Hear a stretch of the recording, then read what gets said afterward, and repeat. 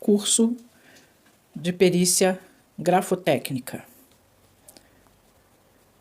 Copyright 2023, Moura Rocha R. ISBN 9798-3288-57017. Brasil, Sofintech.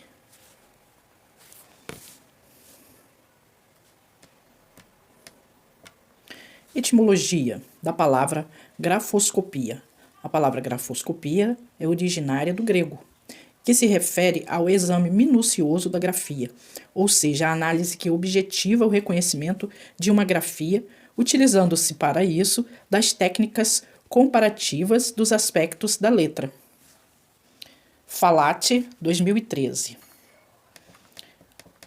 É importante não confundir a palavra grafoscopia com a palavra grafologia.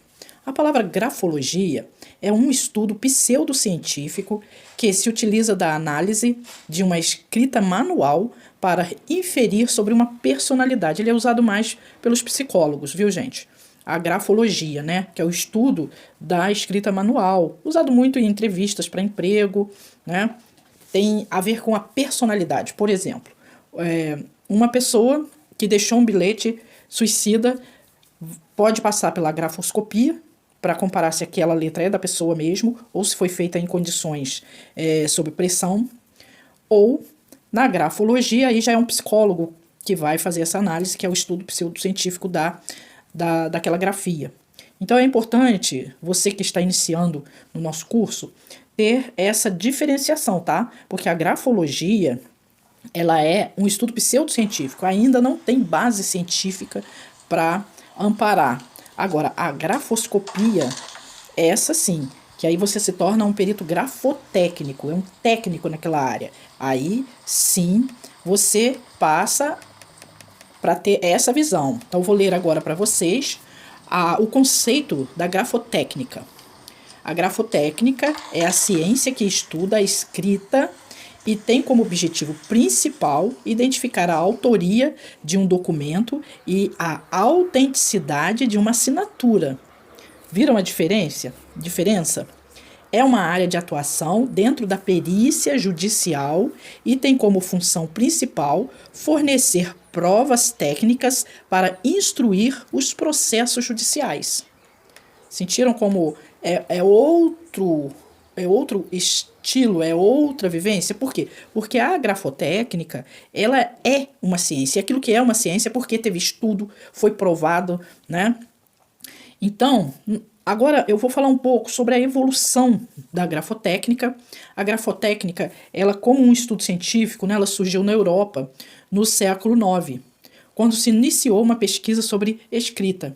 Em 1896, o médico francês Émile Durkheim realizou um estudo sobre a escrita, comparando a escrita de diferentes indivíduos e analisando as variações em relação à personalidade e ao estado emocional de cada pessoa.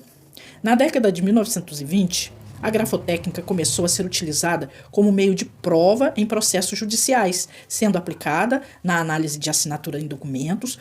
E com o passar dos anos, a grafotécnica evoluiu e se desenvolveu como uma ciência, passando a ser utilizada não apenas na análise de assinatura, mas também na identificação de fraudes em documentos, na análise de documentos digitalizados, entre outras áreas. É muito amplo esse estudo, é um estudo belíssimo, importantíssimo.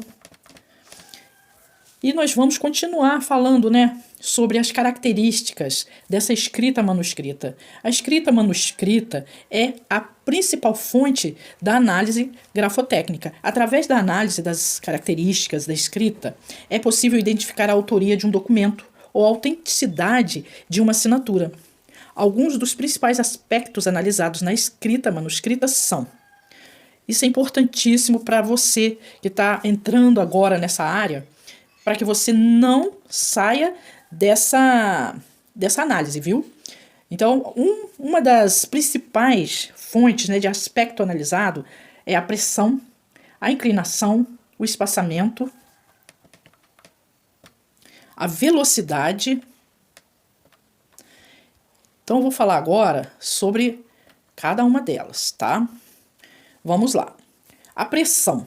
A pressão exercida sobre o papel ao escrever, ela pode indicar a personalidade do escritor, sendo possível identificar traços como agressividade, timidez, entre outros. Então é importante você ali na hora que você bater o olho, verificar ali qual é a pressão, né, daquela letra. Aquela letra realmente, o tipo de pressão, ela está sendo agressiva demais, você escreve agressivo demais porque você trabalha num ambiente que lida com um maquinário pesado. Como é que são esses traços, né? Depois a gente vai aprofundar cada vez mais. É um estudo incrível, um estudo maravilhoso, onde você, às vezes, por uma assinatura, você não precisa nem falar muito com uma pessoa, tá? Vamos ao outro aspecto, né? Que é a inclinação. A inclinação da escrita, ela pode indicar a personalidade do escritor. Gente, aqui o escritor, qualquer pessoa é um escritor, tá? Você fez um traço, você não precisa ser alfabetizado, nada disso. É um traço sobre uma estrutura. Pode ser sobre uma parede, sobre um papel, sobre uma lona, tá? A gente analisa, né? Nós, peritos dessa área, nós analisamos sobre diversos aspectos. A pessoa fez um risco, um rabisco, numa base de um cimento fresco, ali se torna um elemento para a gente fazer comparações, tá? Então vamos lá.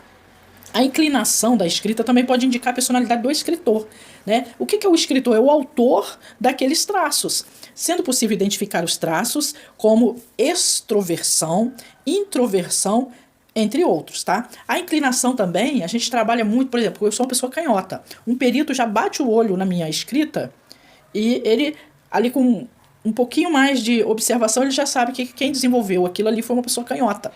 Por mais que eu queira esconder, certo? O espaçamento, que é um aspecto também muito importante na escrita, é o espaçamento, certo?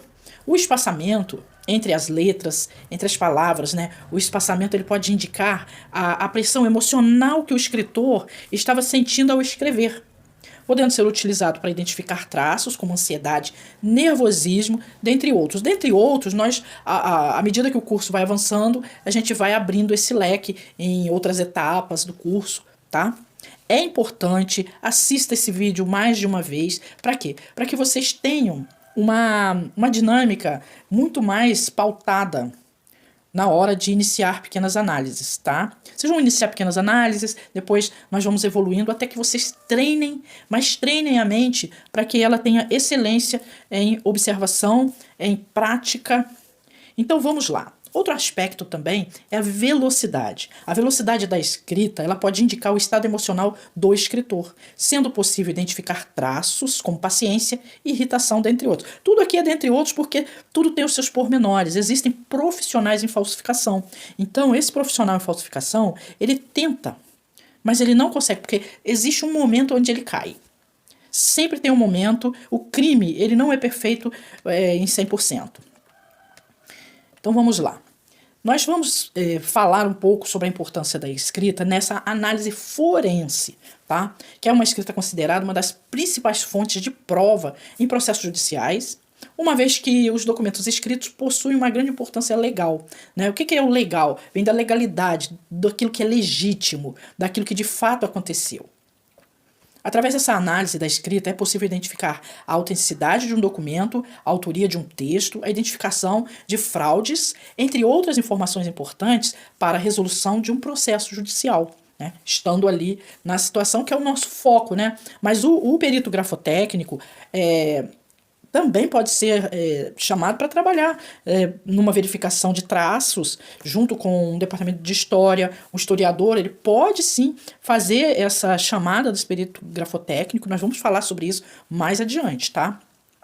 Temos um foco muito de uma licitude no processo judicial, né, que é o nosso foco maior, mas num termo do profissional também da investigação privada, daquele profissional que vai ser um assistente técnico jurídico, que vai, através de um advogado, de um escritório, para contestar o laudo de um perito. Nós vamos aprender tudo isso no decorrer do nosso curso. Então é importante que vocês assistam mais de uma vez, para justamente se tornar um profissional em excelência, certo? A grafotécnica é uma área de grande importância dentro da perícia judicial, pois ela é capaz de fornecer provas técnicas para instruir os processos judiciais, contribuindo para a justiça e também para a segurança da justiça, né? Então nós vamos agora, para a gente finalizar essa aula, eu vou falar um pouquinho sobre a função do perito, né? Do perito grafotécnico. Eu vou explicar um pouco também sobre o perito. O que acontece na vida jurídica, né? O magistrado, que é o juiz, ele precisa fazer os julgamentos, mas para isso ele precisa ter elementos dos quais ele não irá cometer nenhuma injustiça dentro daquela lide, né, dentro daquele procedimento. O advogado, ele é o técnico formado para quê? Para fazer a instrução daquele material, de juntar todo aquele material e de levar aquela pessoa que se sente injustiçada ou aquela empresa que está sendo injustiçada para que um juiz faça essa análise, que tenha lá também a fiscalização do Ministério Público, né? E o juiz, ele precisa ter assistentes técnicos com ele. Às vezes é uma questão de uma obra, ele vai solicitar um perito engenheiro. Se for uma questão médica, ele vai solicitar um perito médico naquela área. E no caso da questão de assinaturas, né, ou de determinados traços, né, grafias em algum movimento ali para identificar o autor ou confirmar a autenticidade daquilo, então ele tem a necessidade da solicitação de um perito grafotécnico, que a gente chama de nomeação. Vocês vão aprender até o final do curso como é que se cadastra, quais são as regras do cadastro. Para quê? Para que você seja ali nomeado. Esse perito, ele não é o perito criminal que é concursado, tá? Esse é um perito que ele faz todo o cadastro nos tribunais da sua região e, assim que possível, ele vai e se torna um profissional ali cadastrado dentro daquela situação do tribunal. Para quê? Caso o juiz necessite, ele vai nomear um perito para que aquele perito faça aquele trabalho. Então depois nós vamos explicar como é que é a vida do perito nomeado, e para isso nós vamos ter lá no final do curso um momento só falando disso, né? Agora eu só estou fazendo um passando essa história para que vocês tenham esse entendimento, né? Porque eu já tive alunos que no início do curso eles já se achavam peritos, e lá no final ele disse, nossa, eu não sabia que era isso. Então, gente, o curso tem que levar até o final. Eu digo que o curso é como se fosse um rio, né? E a formatura é ali a hora que ele deságua no mar. E a profissão é o próprio oceano, cheio de tubarões, e você tem que se defender e se libertar e libertar outros, tá? Então vamos lá. Então, o papel do perito grafotécnico. Qual é a função desse perito, né? O papel do perito grafotécnico na justiça é de extrema importância para a resolução de processos judiciais que envolvem documentos escritos. O perito grafotécnico, ele é responsável por analisar a autenticidade de documentos e assinaturas, fornecendo provas técnicas para instruir em processos, ou seja, para estar ali, para instruir no processo, para que o juiz leia, para que as outras partes tomem conhecimento. Então, a função do perito grafotécnico é fornecer laudos periciais para a justiça com o objetivo de esclarecer as questões de autenticidade de documentos e assinaturas. Um laudo pericial é um documento técnico que contém informações detalhadas sobre a análise realizada, incluindo as técnicas utilizadas, os critérios de avaliação e a conclusão sobre a autenticidade daquela escrita, daquele grafismo, daquela grafia. Então, o laudo pericial é utilizado pelo juiz para tomar uma decisão no processo judicial. Por isso é fundamental que o perito grafotécnico ele seja imparcial. O que é ser imparcial? É você não pender nem para o lado A nem para o lado B.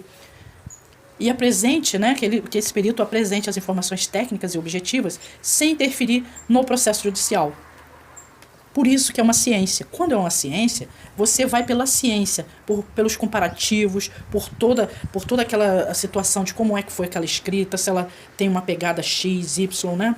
Então, a responsabilidade do perito grafotécnico, né, tem diversas responsabilidades ao realizar a perícia. Algumas das principais responsabilidades têm a ver com coletar as amostras de escrita da assinatura, escrita e assinatura. Nós vamos falar como é que é essa prática, né? Que o perito grafotécnico ele deve coletar as assinaturas de escrita e a assinatura, e depois você vai fazer um ditado com aquela pessoa que está sendo avaliada ali, para realizar a análise comparativa.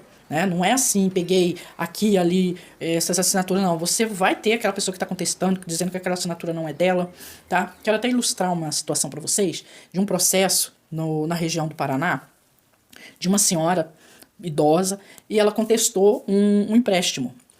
Ela disse que não havia sido ela, que aquela assinatura não era dela, que tudo aquilo era uma mentira. E, claro, o processo andou, foi às vias de fato de nomeação de um perito, e o perito foi nomeado. E ela não imaginava que o perito iria marcar um dia para falar com ela, com o advogado dela, na presença do advogado dela, para fazer a coleta da assinatura e do material comparativo. Então ela fez, o perito pediu para que ela assinasse 30 vezes, né? Conversou e tal, aí ela foi ficando tranquila, porque às vezes na primeira, na segunda, você assina com a sua mente muito ativa, mas depois você vai repetir da forma que você sempre escreve, da forma que você sempre assina, os seus traços. Quando ela fez toda essa assinatura, aí ela entregou, ele disse, bom, agora eu vou fazer um ditado e a senhora vai escrever o que eu disser, não importa. Isso aqui não é para ver a validade da qualidade da língua portuguesa. Vamos lá. Aí fez o ditado de um texto. O texto não era tão complicado. Fez aquele ditado, deu uma média aí de 25 linhas.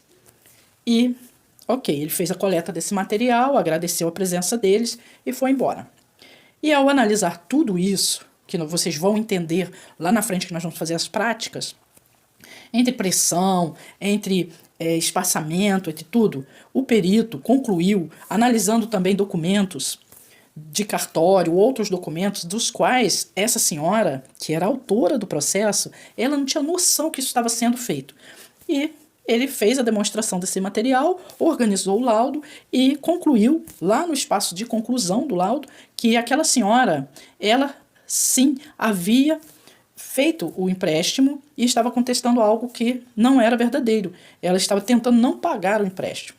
Então, com todas as provas, ela foi condenada a pagar todas as custas e aconteceu assim um processo muito interessante. E ela ficou muito zangada, porque ela disse que imagina que como que ela era autora e teria que ter sido considerada, depois o processo teve um revés, então ela passa a ser ré, né? E aí a coisa já vai mais para outras áreas. Então, temos que ser frios nesse momento, porque a gente precisa trabalhar exatamente a técnica científica.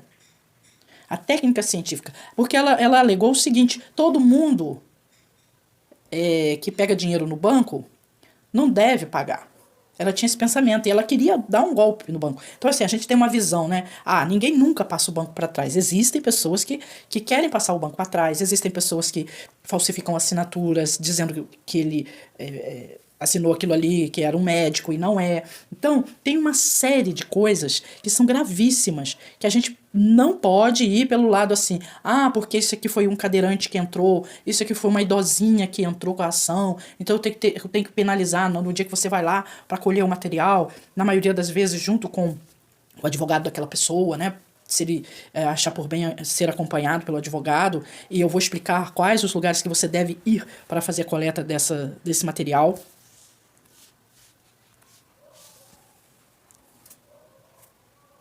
Então, é importante que nós tenhamos essa visão, tá, do que é científico, de como é que você vai estar ali para coletar o material. Pessoal, aguardo vocês para a próxima aula.